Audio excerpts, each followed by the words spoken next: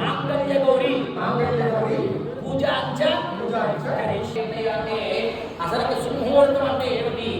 సుముహూర్తం అంటే ఏమిటి? స్వామికి రాయించలేదా పంచాంగం చూసి అబ్బాయి అబ్బాయి అబ్బాయి అమ్మాయి ఇద్దరు కూడా ఏకకాలంలో ఈ జలగదనం ఇక్కడ బ్రహ్మాండం ఉంటుంది. మనకి సూది మొనంలో మొనంత సూది మొనంలో మొనంత సన్నగా ఉంటుంది.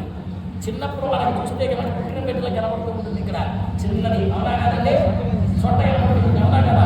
అక్కడ అందరూ ఉంటుంది. ఇక్కడ సహస్రాల చక్రం ఉంటుంది.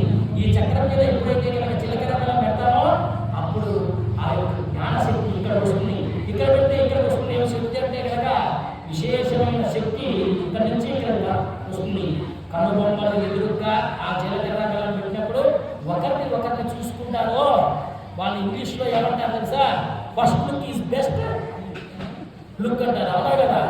అంటే మొదటి చూపు తొలి చూపు అంటారే అదే సింహముహూర్తం.